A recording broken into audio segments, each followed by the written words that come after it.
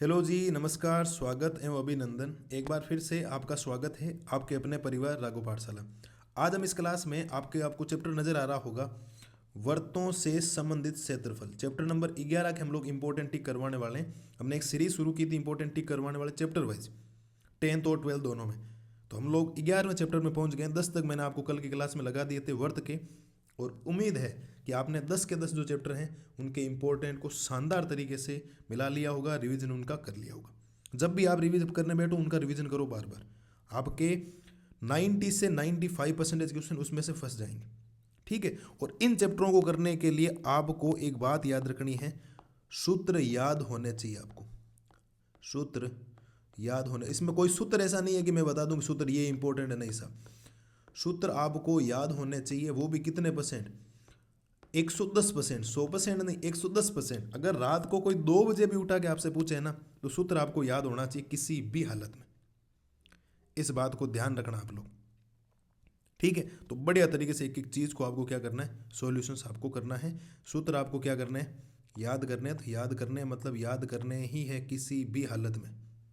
Okay जी, तो याद कर लेना इनको। अब हम लोग इंपॉर्टेंट मैं आपको बता देता हूँ। जैसे इसमें ज़्यादा क्या है, एक तिर्यक खंड की बात करता है, एक वर्तखंड की बात करता है। ये अभी मैंने आपको वन शॉट में भी करवा दिया, तो वन शॉट जाके देख सकते हो कैसे हो सकते हैं, कैसे नहीं हो सकते, ठीक है।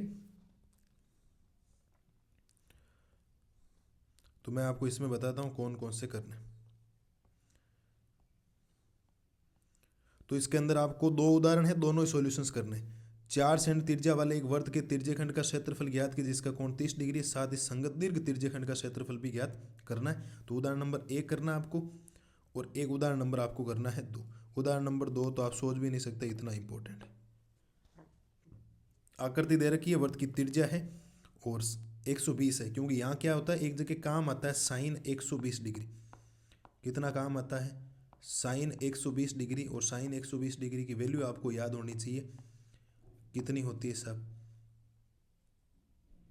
√3/2 होती है। साइन 120 डिग्री की वैल्यू कितनी होती है? √3/2। तो इसको याद रखोगे आप लोग, कोई ज़्यादा समस्या आती नहीं, ठीक है। तो पहला और दूसरा आपको याद होना चाहिए। अब इसमें एक ही एक्सरसाइज है, ज़्यादा सवाल भी नहीं, 14 ही सवाल है। तो अभ्यास जो 11.1 आपके है प्रश्नावली, इसके अंदर मैं आपको बता देता हूँ कौन कौन से करने, ठीक है। जैसे आपको 11.1 के अंदर एक सवाल करना है दूसरा, एक वर्त के चतुर्थांश का क्षेत्रफल आपको ज्ञात करना है जिसकी परिधि आपको 22 सेंटीमीटर दे रखी। वर्त के चतुर्थांश का क्षेत्रफल आपको याद होना चाहिए। सारे मैंने डिटेल से वीडियो बना रखे हैं यूट्यूब के ऊपर, आप जाके देख सकते हो, कोई समस्या आपको आएगी नहीं।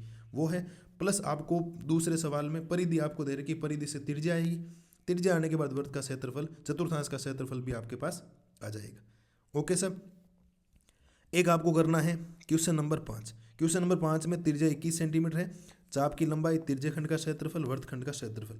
क्योंकि जब तिर्यखंड का बोलता है तो बच्चे सोचते हैं सर लघु लें या दीर्घ लें, तो लघु ही लेना।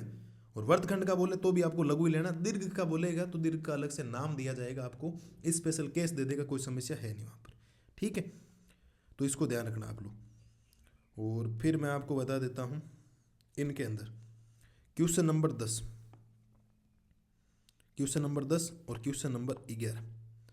एक छतरी में 8 ताने हैं जो बराबर दूरी पर लगे हुए हैं। छतरी को 45 सेंट त्रिज्या वाला एक सपाट वर्त मानते हुए इसकी दो क्रमागत तानों के बीच का क्षेत्रफल ज्ञात करना है। तो ये तिर्यखंड बनेगा, दो ताने आप जब लोगे तो, क्योंकि चाप और त्रिज्या के बीच का भाग तिर्यखंड कहलाता है।